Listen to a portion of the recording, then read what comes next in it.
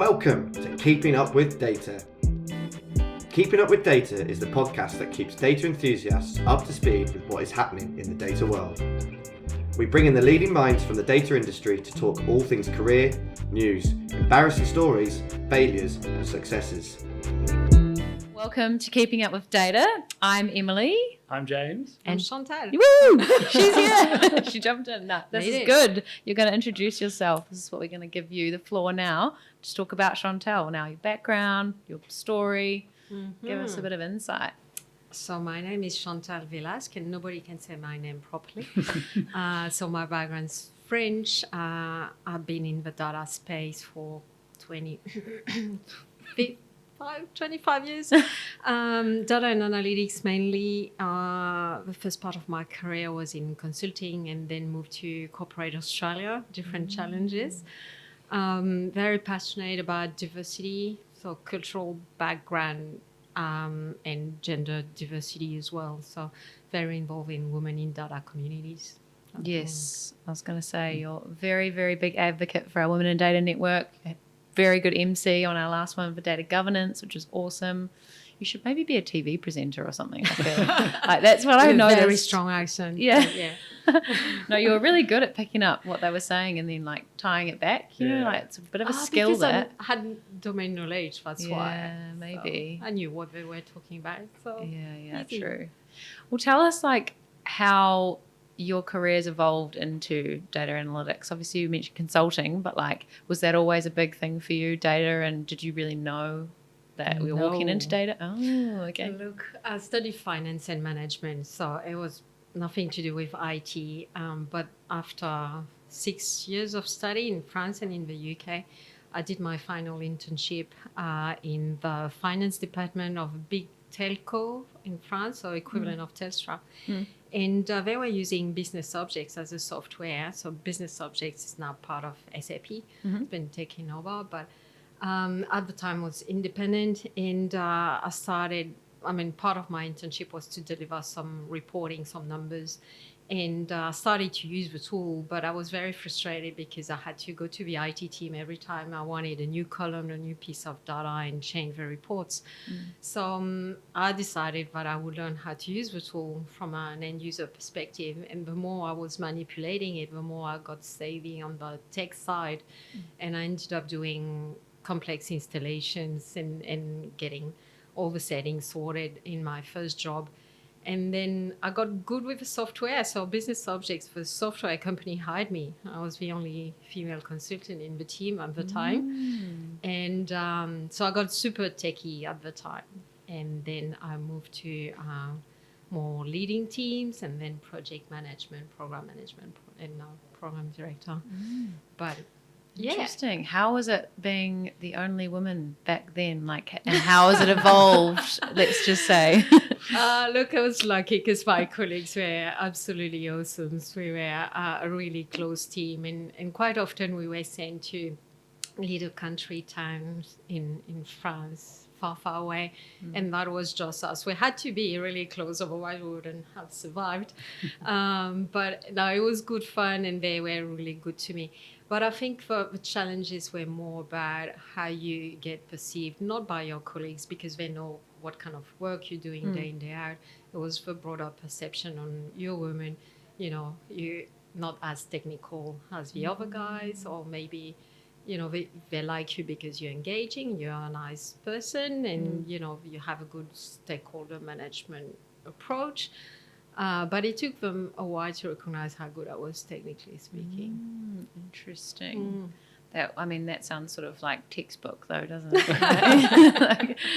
And fast forward now, obviously we talked about you being quite a big woman and data advocate, obviously networking group perspective, but you mentioned you're like mentoring, coaching, that's just part of your day-to-day, I suppose, from being a data leader in bigger corporations, leading big programs of work and things like that. So how has it sort of changed and evolved for women? Look, we still have challenges, right? So quite often you're the only woman in a room full of architects, guys. And quite often I'm telling the story. I was working for one of the big banks, and room full of architects, and I turn up with my beautiful green dress. And they went, okay, you can sit down there. And they were not expecting me to say a word because they're all wearing jeans and T-shirts and sneakers. And they were like, she's so different. So surely we cannot, learn from each other. But yeah, I mean, it's just an example. But I think it's getting much better. But the percentages of women in, let's say, data engineers or business analyst roles is really small still. Yeah. We can do better. It's a big challenge. It just need more mentoring. The other thing I reckon I was missing is role models. At the time, there were no kind of women to look up to. I mean, in my consulting life, and most of my bosses, if I look back until I moved to Australia, really were guys. So I really had to wait up to late in my career to have super inspiring women, and I made a few, so I'm super lucky. Yeah. But I think women shouldn't hesitate to do a bit more self-advocacy and put them out there, because the young women who are coming after us, they need role models. Yeah, for sure.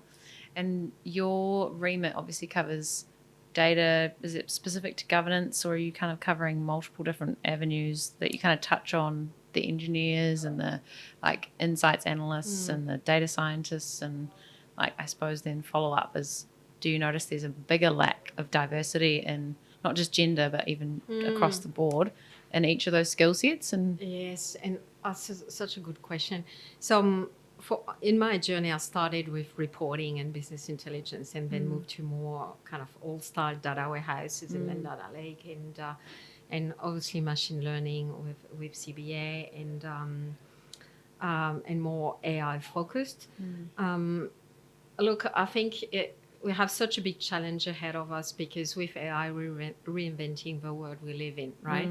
And depending on how you feed your models and how you build them, you cannot have a sea of dudes in the Silicon Valley, white guys, in their 30s, defining what all world's going to look like. So I really believe now we need a lot of diversity and cultural and age and whatever to build all the new models now. Yeah, to make AI effectively more accurate and more helpful. Yeah.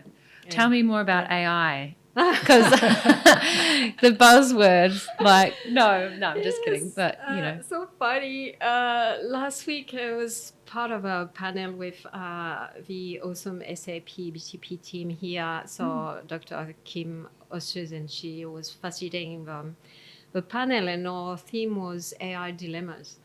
And similar question, right? Yeah. So what are our challenges? What we can do better? It's such a broad question, but the funny bit is it's trending, right? It's a buzzword, but when I talk about AI with people around me who are not in this space, so let's say the girls at the gym, for them AI is chatbot. Yeah. And it's much, much broader than that. And the tricky bit, I think, is as soon as it's implemented, it's not AI anymore. It's part of a product. So you talk about AI when you say, I have this program and I'm solving this problem using all these tools and these models. But once it's embedded, you're not saying, actually, process is automated because of AI. You say, this is my process and it's optimized and it's a process itself. So it's just you stop talking about it once you deliver, it's the product.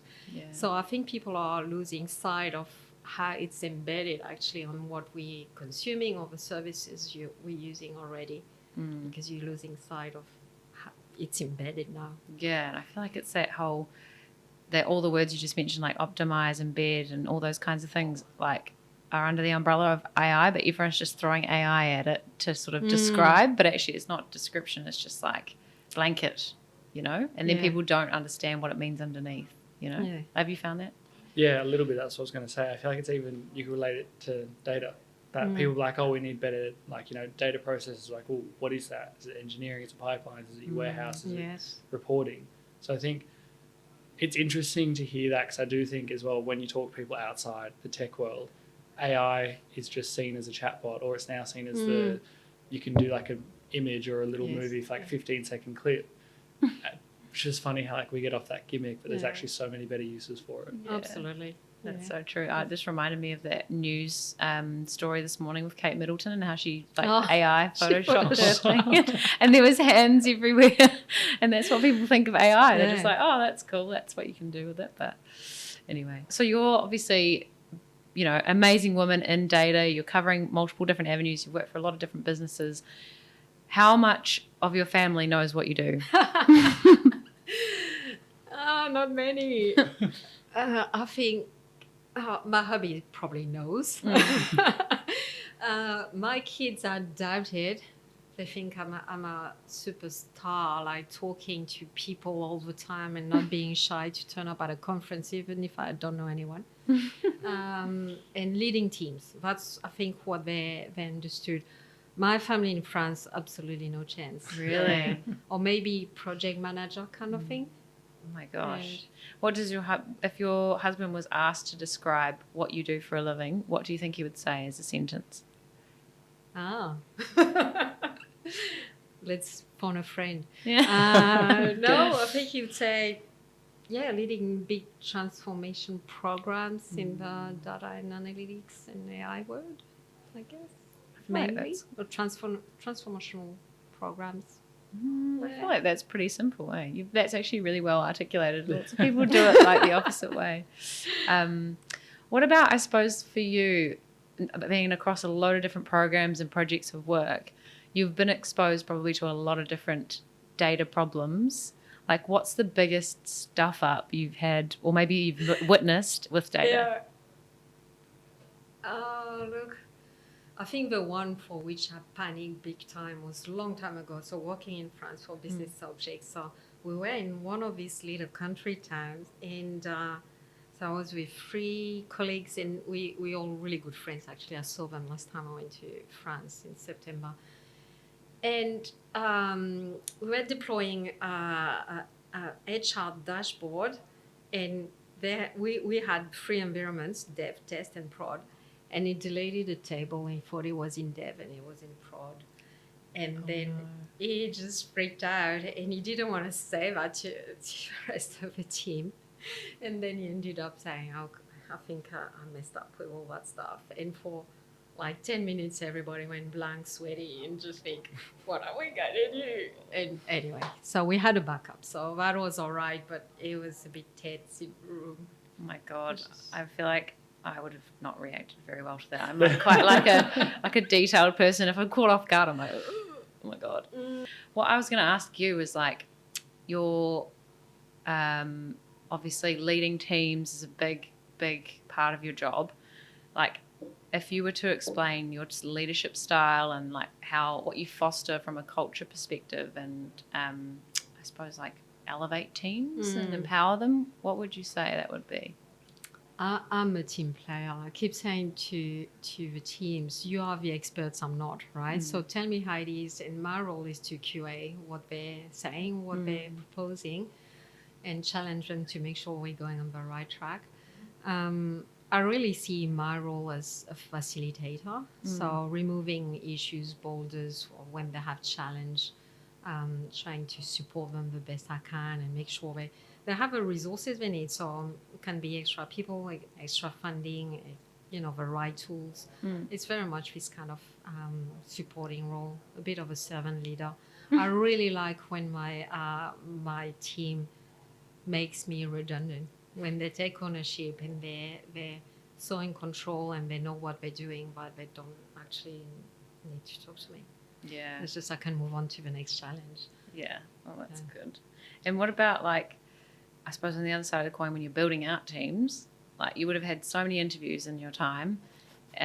What's the worst one you've experienced? There's probably heaps. Interview. Oh, look, I think this once. So the job was in Sydney, the head office in Melbourne. The interviewer was in Singapore, and I was on holidays in France in a little campsite. And there was no internet, and I had to ask, there was some kind of concierge over there, and I went to the guy and I said, can I use your office for just an hour because I need to have an interview? And he gave me his office, and I sat down there, like wearing shorts and singlet, having my interview.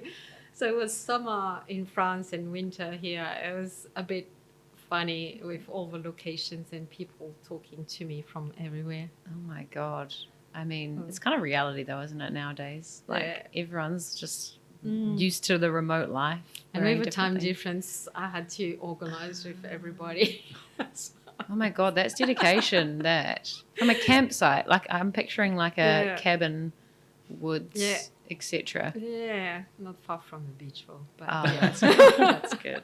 What would you say you've noticed about the world and the data space changing and evolving? Like I suppose the most common thing. What word? No, world in the world. World. Sorry, see, there you go. We're even now. I saw the other day. You need to learn how to speak French because it's easier than understand French people speaking English. Yeah, I actually really tried to learn French, but I did it for 2 years at school. All right. Now it's just like evaporated though. You need to practice. Yeah, I can make you feel much worse. I did it from kindergarten to year 8, and I really don't remember much. You did French in kindergarten? Yeah, what I do remember from that was, as we detour from your question, is that I remember the teacher taught us how to count, but then gave us a piece of paper. We put it across our forehead, and you had to write the numbers 1 to 10 backwards, but in English. Oh. So it was confusing. I don't know how much French we actually learned, but it was a mixture. Oh my God. Yeah. Anyway, sorry. My question, I can't even remember. No, what would you say is the thing that's changed the most or changing the most about the data world? I think I'll tell you what hasn't changed. We're still trying to solve problems. Yeah. So, the technology obviously is just much more efficient and powerful, quick, and there's so much more you can do. But at the end of the day, it's not about the technology itself. It's what's the problem, listen to your stakeholders and identify what their problem are and making sure you're delivering for a purpose. So, before we were doing it with the tools we had with MS Access back in the days, and now we have super powerful tools. But it's still solving the same problems, more being more efficient, being more quick, cheap, So better quality. Yeah.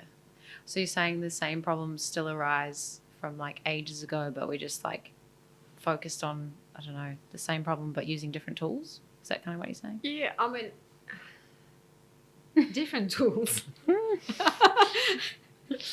Sorry, look at you and I laugh. Because you're laughing at me. No. How do I answer that? Sorry. Yes, I think we're going to be much more productive, right? You don't have to waste your time doing like stupid work because you can automate it and you can add much more value. I was thinking an example I heard about last week. With MS Copilot, you're going to be able to write your Tableau reports or Power BI, right? So what's going to happen to all the people who are currently working on building these reports? And actually, if you're smart about it, they're going to be able to do much more with the outcome of what the reports are showing. And they're going to be able to use that to add more value. So the thing is, in Australia, we have problems with, productivity. So that's going to help big time, I believe. Yeah, you'd hope so. I suppose the connecting piece is like people who are building reports, they need to be able to interpret properly and actually add value. So that probably, if someone's in a reporting role and they don't know how to sort of, I don't know, make themselves indisposable, maybe they need to look at that kind of piece and be able to engage with stakeholders better, make recommendations, like look at the charts and not just say this is what it's saying, but actually what it could potentially mean if you recommend X or whatever. Yeah, because that's more business impact, isn't it? Yeah, absolutely. And there are so many examples on which you can do better. Healthcare is amazing, and how you can identify problems before they occur. Education. Yeah. What would you say is the most, you just mentioned industries there, what would you say is the most like immature and behind in industry-wise from a data perspective, in your opinion? Yeah. Look, I think small enterprises, because you can only spend your funding on, what is necessary straight away. So little businesses, I think, will have a challenge. Saying that, I've seen recently the government is putting some, not internships, I think they're giving a bit of money away, or and some free trainings as well for small companies, so they can go and train themselves and see, what are the use cases for them to develop that a bit. But, little shops, little cafes around, I think that's going to be, it cannot be in their priority straight away. Yeah. Unless they see a clear benefit, Yeah. It's always hard because you've got like a knowledge overload as well these days in our world. So like you're overloaded with so many options that if you're a small business, you're like, where the hell do I start? Exactly. Yeah. I think actually that everybody has the same problem, even big corporates. It's prioritization of your use cases, right? Yeah. And it's a tricky bit, but for me, it has to be aligned to your strategy. And you're a big corporate, or you are a little tiny business. At the end of the day, you need a business strategy. So I think that's how you're going to play it out. Is it make more money, or make more savings, or have a better customer experience? It just depends on where you want to focus your effort. Yeah. You've got to have a clear strategy. That's a golden nugget. Yes. What about influences on your life from a work or personal life that's fed into work, but like maybe your most amazing colleague that you've worked with, and why? Or so many. I really believe I'm a people person. I really like interacting with people and knowing their stories and going out, for coffee and learning more about how they got here. So a lot of people obviously had amazing mentors. So I think, there's no denying they made a big difference in my life. I had some amazing colleagues, the ones where you're in a meeting room and you don't have to speak, you just go, and they know what's happening. Yeah. The eye roll, the eye contact or something. Like, work husbands and stuff. Yeah. And I think, everybody, I'm super lucky. I have a lot of amazing colleagues, and people really care. And I think the older I get, the more specific I am with the people I'm hanging out with. I don't want to waste my time with like what I call energy vampires, the ones who are sucking the energy out of me. Yeah. So I really like the energy, the buzz around people who are really keen, proactive, and just, we're feeding out of each other in terms of energy. And the real friends who are supporting you and cheer you up when you're successful, and who are there for you when you're down. I think, with age comes a bit more wisdom on how to select the right, your tribe, the people you want around. Yeah, for sure. Yeah. And I hear that, like from what you've just said there, it's really important to go to those networking groups. What are the key groups that you tend to go to and recommend? The first one is Women in Data Australia with you guys. So a few events, successful events. And then the second one I joined recently is called Ada's Tribe. Ada for Analytics, Data, and AI. And it's named after Ada Lovelace. We are all volunteering. We're doing it in the evenings and weekends. We have a few pillars. The first one is about networking. So we have a monthly event, and with different themes, and we're inviting special speakers to share their experience. And then the second pillar is mentoring. So I'm going to be the lead on this one, but we're going to start a mentoring program. And then there's a partnering component to it as well, where we're going to help universities and a few organizations out there with their uplifting the women in their organization. super happy to be part of it. The women, they're amazing, all very dedicated and trying to move the dial.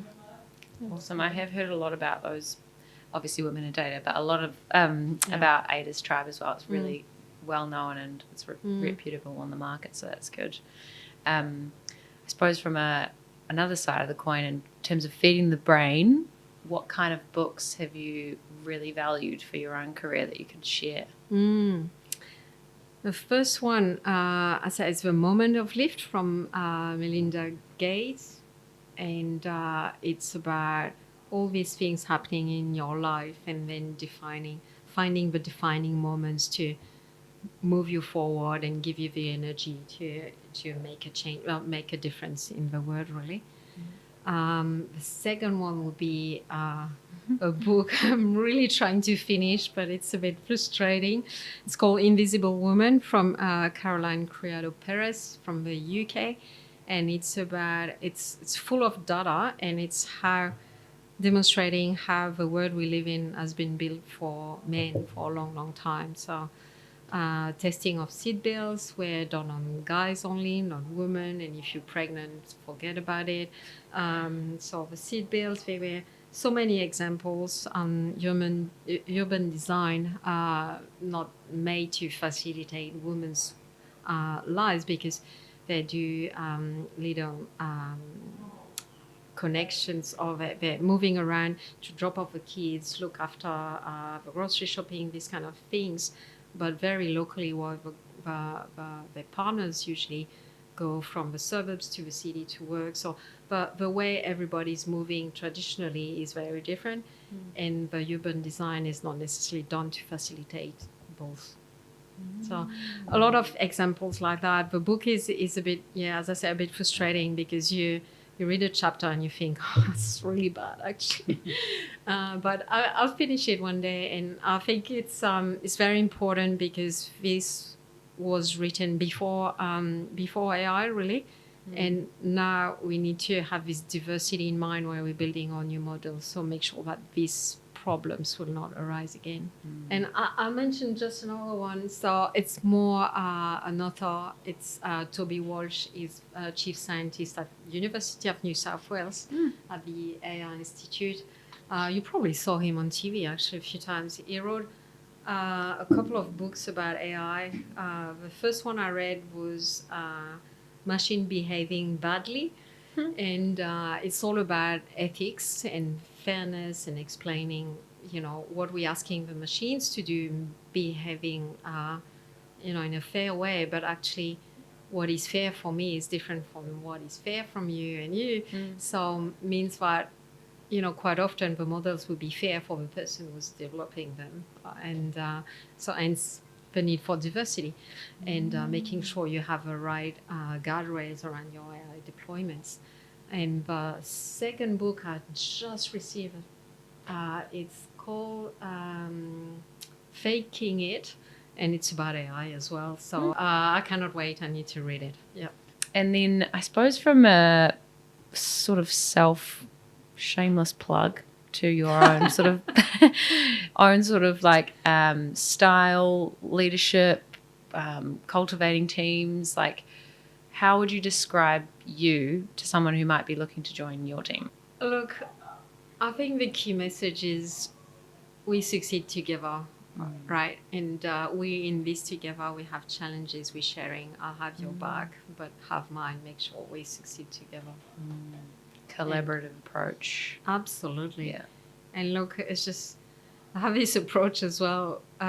If you have a problem on day one, that's our problem. On day two, that's your problem. And on day three, you have a problem. So you have a problem, you need to raise it straight away. So at least we can solve it together. Yeah. It's just, problems are not like good wine, they don't age. Oh God, yeah, they like fester and then become bigger and worse. So I really encourage this collaboration, but I think it's for us leader to make sure we have this kind of safe environment where people are feeling confident to speak up. And that's not easy, but that's what we should aim for. And if they have someone like you, at least they've got a good advocate in the business, you know. I'm trying. As it's mutual. I guess we're learning every day, right? But yeah. I'm trying. Yeah, that's all you can do.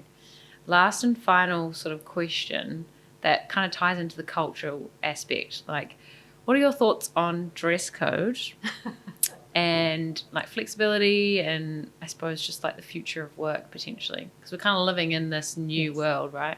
Yeah. Oh, wow. So a bit of history. When I was in France back in the days, everybody was dressing up to go to work, and men wear ties. So it was, I'm used to it. And when I moved to Australia, I thought, what's happening? Everybody's underdressed. It's just like, what? Okay.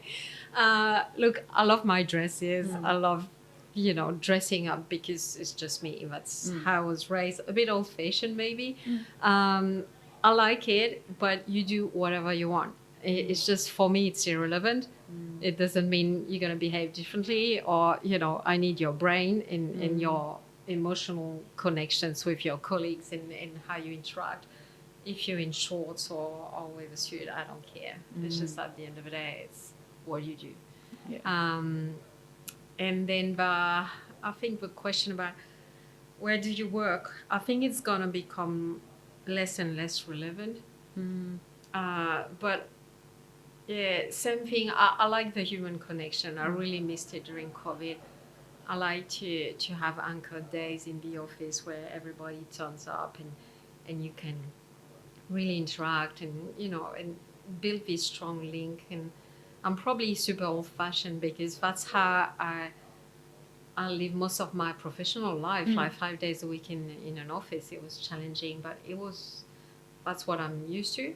But now I really appreciate to have quiet times and these anchor days in the office. It's just everybody's interacting. That's so good. You can feel the energy.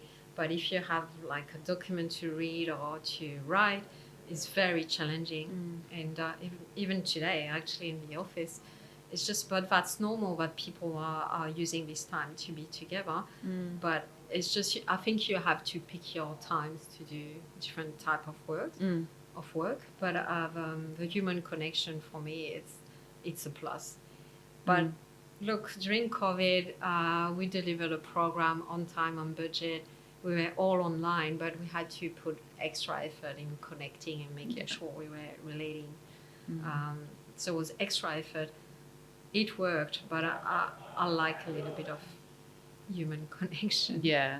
I think that's important. I think, but obviously, like you said there, everyone's quite different when it comes to like dress sense. That doesn't necessarily mean that they're like going to be worse at their job or better or whatever. Exactly. It just is like expressing themselves, which is good most of the time. Sometimes there's the odd occasional outlier, but fine. And then I suppose the like working rhythm, like everyone's like flexibility to me is like, I don't know, like you've got different setups. You might be able to work remotely somewhere in a different country, like etc. But a lot of people get access to that. But I think everyone has their own different working rhythm per day. And like you said there, as long as you've kind of know what you need to do, know what you need to achieve in order to deliver, wherever you are, it doesn't matter too much. But that human connection is really important, I think. Look, during COVID, the rule was in the team, I was saying to all of them, some of them will work early before your kids wake up, or some of them will prefer to work evenings because you want to sleep in or you want to exercise in the morning. And everybody in the team, it was very diverse actually. They were at different points in their lives and they had different things to, get them going during COVID. So the deal was you choose when you work, but you don't change every week. So everybody knows you're available from that time to that time, right? And you have to make sure that at least once a day we get together, so kind of stand up, right? And you can connect with the others and everybody knows what you're doing. Because if we don't have this moment all together, it doesn't work. And everybody, did it and actually was working really well because I gave them the flexibility and they embraced it, but they were super honest with each other in terms of actually, you know what, in 3 days' time, I won't be available in the afternoon because I'll be working super early in the morning because I want to get out of town. And Yeah. look, it's all right. We're all humans, and we need to be in the best situation or kind of condition to do our work. But the deal was, you have this flexibility, but we have deadlines, so you get organized as you want. But if someone is dependent on your work, you have to make sure they know what's happening. Yeah. Yeah. Each individually led, I should say. Yeah. It sounds like. Yeah. I agree. Well, I feel like that's been a really well-rounded, somewhat, we've jumped on little tangents, but come back to quite relevant stuff. So thank you so much for joining us. Thanks it's been for so having good. me. That was good fun. Thank Loved you. your questions. So something really important for us here at Precision Sourcing is mental health. It's something we've been focused on a lot over the last year or so, and we're lucky enough to have partnered with the Black Dog Institute. And we're going to be doing a lot of events with them this year. A lot of our events, money will be going towards them. And they're out there aiming to create a mentally healthier world for everyone. So if you wish to support the cause, please donate via the link in the bio on this podcast, and you'll be seeing a lot more information about Black Dog over the next year.